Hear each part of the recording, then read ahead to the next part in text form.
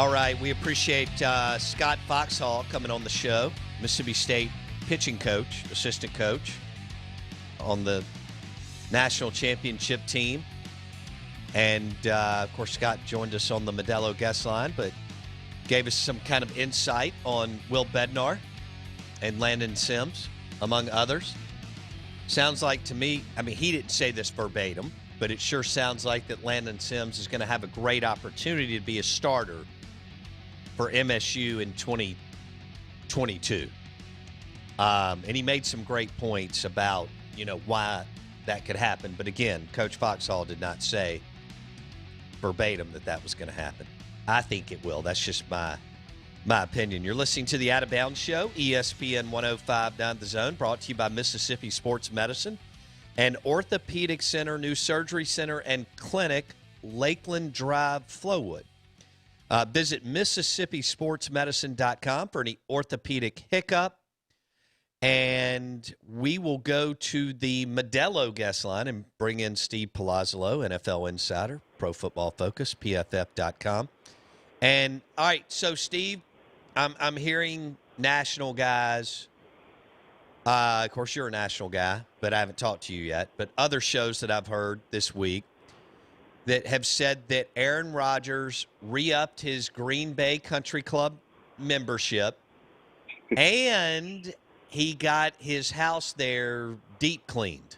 So maybe getting ready for the season. This was according to, I think, the Green Bay play-by-play guy that he updated that.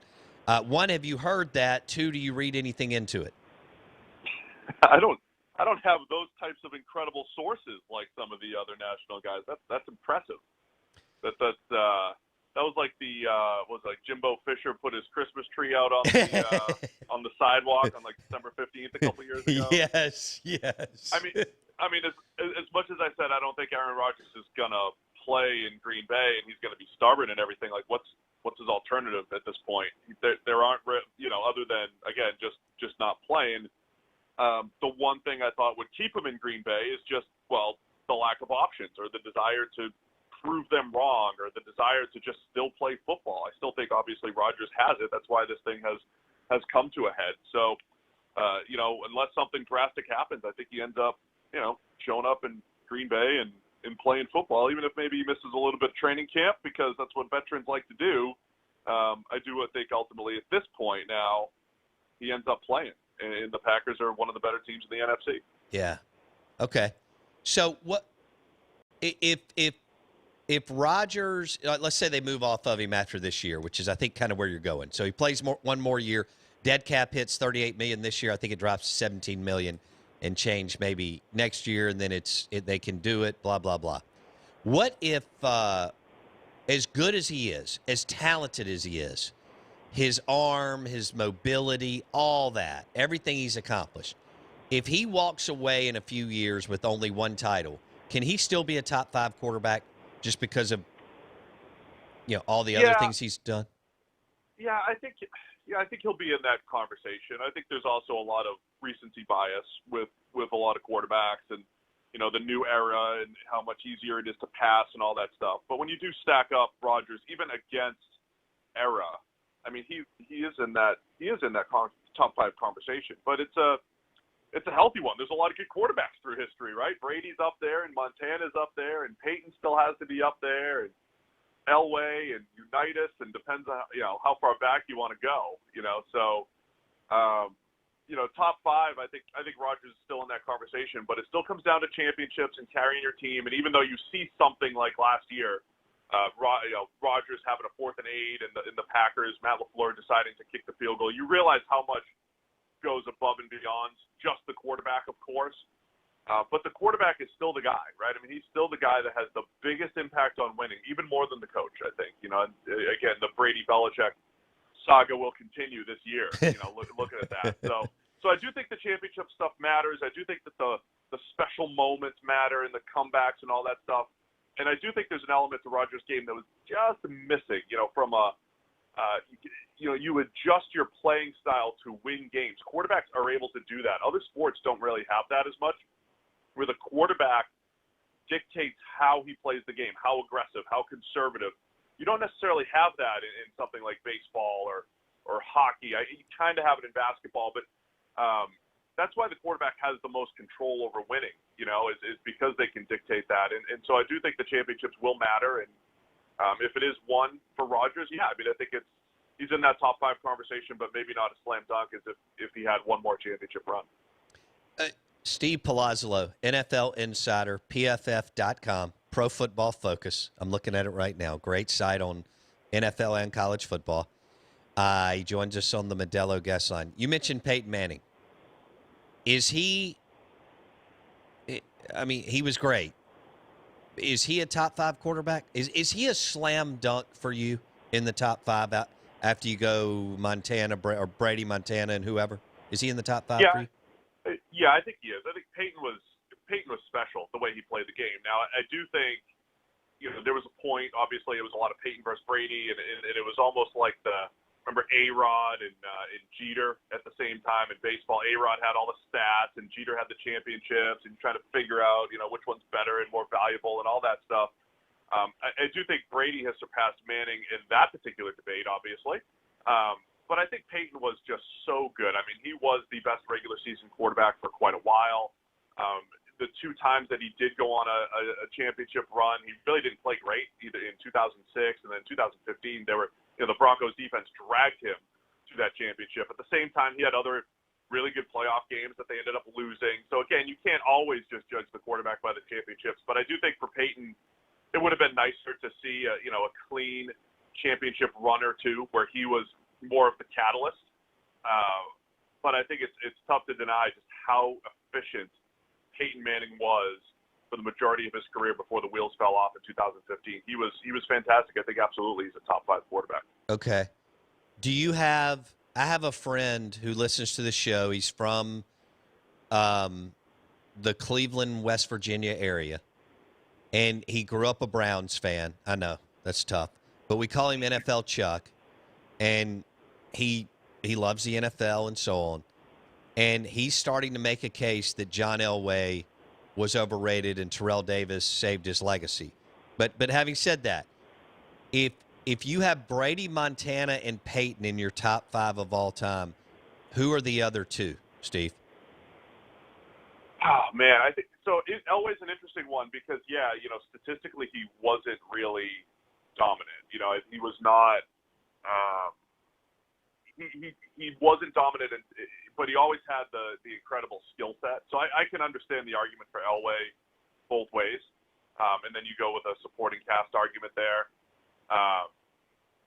Who are my other 2? I think Rodgers is definitely in the conversation. I don't want to have too much recency bias and have Rodgers and Breeze up there. But, when you talk about this era, it was a pretty clear Brady, Peyton, Rodgers, Breeze discussion for many, many years.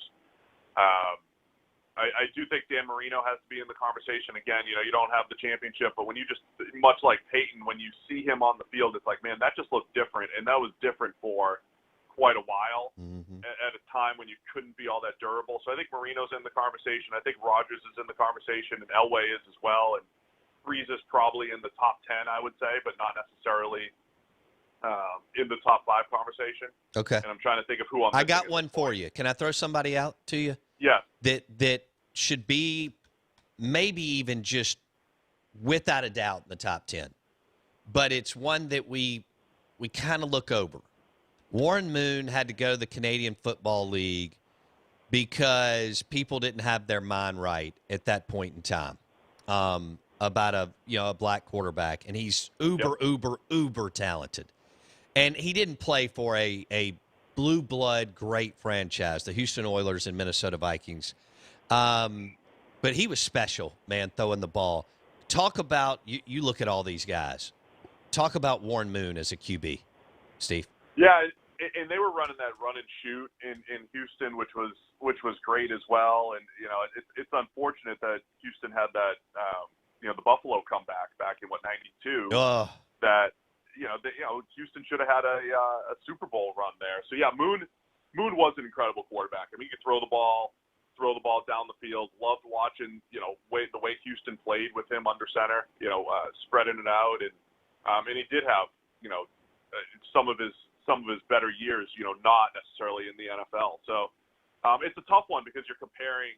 Sometimes it's comparing apples to oranges with different leagues, obviously, but you definitely have to factor that in. I think Steve Young has that was my next guy of that as well. Well, yeah, I mean Steve Young. So this is when I'm talking myself into this, right? You always talk about system quarterbacks, right? So let me say this taboo thing: the West Coast system of the '80s, late '80s, and in the '90s, was that the quote unquote system? Was that how much of a system? In a league that was like, man, we got to put 9 dudes in the box and stop the run, and then Bill Walsh comes in and says, actually, we're going to pass the ball when you guys are expecting the run, and the league just wasn't ready for it. And then you see guys like Montana, who was very good at Notre Dame, but he was a third-round pick, and Brett Favre, who was not that good, right, at Southern Miss, other than he had some magic, but he wasn't like the most efficient quarterback in the world. And he's running this system in the 90s with the Packers, and then Steve Young picks up right where Joe Montana left off, and how much of that was Jerry Rice? So I'm always thinking about that lens of Montana, Young, and Brett Favre were 3 of the most efficient quarterbacks in that era from, say 1980 through 2000, and how much was it the West Coast offense being so new and so different? I think that's a factor, but all those guys certainly in the conversation. Steve Young was actually better statistically than even Montana. We did that this week. We went back and looked at Young's numbers. It's incredible that he wasted time in the USFL, 2 years at Tampa Bay, and a few years behind Montana, and then ripped off the career that he did. I mean, he ran for 4,200 yards, Steve, at a time when that didn't happen. I mean, that's, even Elway ran for 3,600 at a time when that didn't really happen either. Steve Palazzolo, NFL Insider, Pro Football Focus, PFF.com. He joins us on the Modelo guest line. I want to go back to Elway and Favre because that was perfect. You teed me up. I think there's a lot of similarities between those two. Freaky athletic. Even though Elway was from the flashy West Coast, both country strong. Both had a gunslinger mentality. I could argue, though, that Favre was better than Elway. It's just Elway's kind of he was tabbed as the chosen one coming out of Stanford and so on, and Favre had to kind of grind through his deal to get to Green Bay. How would you rank or measure those two? Because I think even though Favre only has one Super Bowl, though he lost another one, I think you could say he's just as good, if not better, than Elway. How do you see it? Oh, I mean, yeah, there's definitely a fair comparison there, too. Plus, you have Favre's durability. I think the thing that hurts Favre is, and the thing about these quarterback discussions is how much do you want to weigh peak, right, versus, the ability, just durability or, longevity or however you want to position that, right? I mean, Brett Favre's peak, where what was he MVP, 95 through 97? I think it was 3 straight years. He was incredible. I mean, so Brett Favre was the best quarterback in the league for a, probably 5 or 6 year stretch, right? And I don't even know if Elway necessarily had that. So I don't even know if Elway necessarily had that stretch where, production-wise, he was the best, right? Brett Favre did, and perhaps Elway is. I think Elway is aided by a little bit of the legend, right? I mean, it was spectacular plays and it was great comebacks. And again, I think quarterbacks dictate that stuff. But Brett Favre's peak, I think, was better than Elway's peak for sure. Yeah. The thing that might hurt Favre a little bit is he had some bad seasons. For a great Hall of Fame quarterback, he had bad seasons in the mix. And not just at the end of his career, kind of like sprinkled throughout his career, and had that little rejuvenation with Minnesota. So it's an interesting discussion, but I think Favre's right up there in that Elway-ish type of conversation. How far away do you think Steve Young is, if at all? I know stylistically all these guys are different in some way, shape, or form, but how far away, peak, do you think Steve Young is from Elway and Favre? Oh, I mean, I think Young's peak is, it's probably a 3 or 4 year stretch where he was the best. He was probably the best. He was the best statistical quarterback for a while, sure, but it was like Young was the best, most efficient quarterback in the league, and then Favre took over, if I remember. So give Young say 92 to 94, and Favre was 95 to maybe 98 or so. The thing that's going to always poke at Young or poke at Favre or even a Peyton is going to be the championships, right? Is going to be Young taking over for the legend Joe Montana, who just knew how to get it done in the fourth quarter, who had all those special moments, and that's why Young, they getting the monkey off his back in the in the Super Bowl against the Chargers. So that's the one thing that probably hurts Young a little bit is that comparison of this dude just won 4 championships with the Niners. Hey, you only won 1. You didn't have as many opportunities, but there probably is something to that holds Young back just a little bit. We discussed Troy Aikman on this show, and I know Troy was good, but Dallas, Jimmy Johnson was amazing as a personnel guy. They had Emmett and all those dudes in the offensive line, and they had the number 1 or number 2 defense for that window. How do you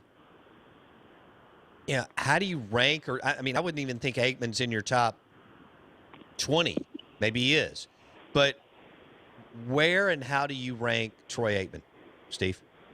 He's probably borderline top 20. Again, it's everything you described is true, right? You had a team that was based off of power running, massive offensive line, Emmitt Smith, a high volume runner, and with what Jimmy Johnson did, trading Herschel Walker. Imagine that today, right? You trade Herschel Walker, a running back who I always come on the show and say, the running backs don't matter a whole lot. There was probably some truth to it even back then, even as much as they ran. Trading Herschel Walker and getting all of those draft picks, and Jimmy Johnson understanding the draft extremely well, saying, hey, let's pick 11 times, let's pick 12 times. That's how you get good players, right? You just need to hit on 4 or 5 of them, and you have an incredible draft. So I think all of that stuff certainly aided Aikman. The tough part for him is statistically it's not going to look great, but he was efficient. They threw the ball down the field a lot. It was a vertical passing attack. So you'll never and that's what I'm saying about the West Coast offense. At a time when everybody was throwing the ball probably on average 12, 13, 14 yards down the field, a lot of those deep posts and deep comebacks, it was a different game. The West Coast guys were coming in saying, all right, let me throw to some backs. Let me throw to the tight end over the middle on the short stuff.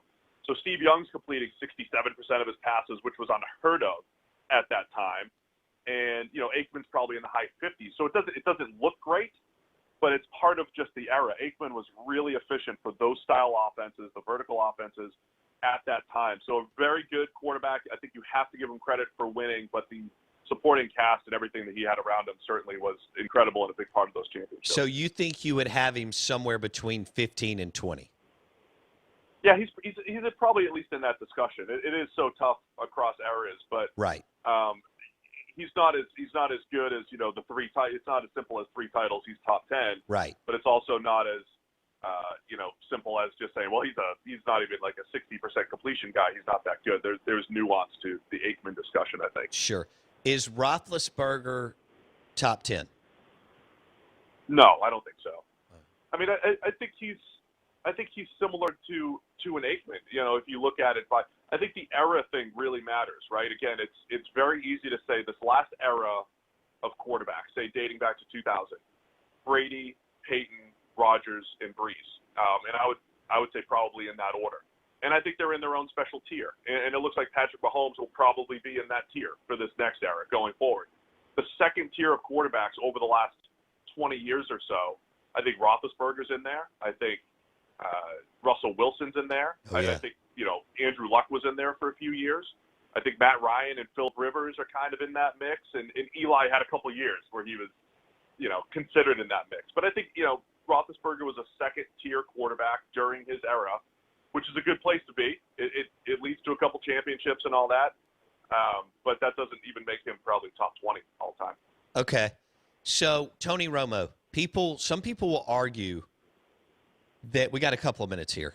Some people will argue that Romo was just filthy talented, but that Jerry lost his mind for years, surrounding him, terrible head coaches other than maybe Parcells, so on and so forth. That if you'd have dropped him with the Steelers or the Giants or the Patriots or the some of these other franchises, Ravens, that are run really well, he would have really flourished. How do you see Romo as a QB? I think that's probably a fair description. I mean, his efficiency was incredible. I think anytime you're playing, they're mostly indoors, or we're mostly indoors at Dallas. I really think that the domes or the favorable passing conditions do matter if you're stacking players up statistically. That's also one of the knocks, by the way, I've used against Drew Brees on this show or against the Peyton Manning. Playing in pristine conditions does help. But again, I think the thing that hurts Romo is the few times that he did have playoff opportunities. You don't have that special run, for whatever that's worth. You don't necessarily have that or the ability to overcome, some of the issues around him. So yeah, I think Romo is another guy that's probably in a Roethlisberger type of tier. He also didn't do it as long from a longevity standpoint with the back injury and everything. So yeah, at his peak, Romo was very good, very efficient. I think he's Hall of the very good for this particular, 20-year stretch of NFL history. At their peak, who would you take, Peyton Manning or Aaron Rodgers? Oh, probably Peyton. But, man, Rodgers he had that running ability, too. He had the pre-snap ability. Rodgers could do more things, but I don't know that matters when it comes to quarterbacking. I still think quarterbacking is just about making good decisions and throwing the ball accurately, right, over and over again, and nobody did that better than Peyton. Okay, let me interrupt you real quick. If Rodgers had played in a dome 8 games a year, an away game in Jacksonville, an away game in Houston, an away game in Tennessee, you know where I'm going here. Yeah. Because you just referenced it. If Rodgers would have played at Indy or a place like that, where, again, the weather conditions are ideal, 80% of your schedule, what would it have looked like? That would have been, Rodgers already has, some of the best stats of all time. It would have been that much better. Yeah, plus Marvin Harrison and Reggie Wayne and Dallas Clark. I mean, all of it adds up. Right. Again, I think Peyton's fantastic, but I do think a very good situation that he had in Indianapolis was a big part of his efficiency. So, yeah, I think Rodgers would have torn it up. I think about Brady through that lens. Brady didn't have anybody to throw to until about his 6th or 7th year in the league. And he was playing in horrible conditions at times in New England. I think that's a big factor as well in the Brady-Manning discussion. Okay. Steve Palazzolo, we've got 30 seconds. Will the Cowboys go 16-1 or 15-2? Oh, yeah. 15-2 because they'll probably have it locked up by week Good point. there, right? And yeah. They'll sit everybody. Who's the backup now, right? Dak will go 15-0, guys.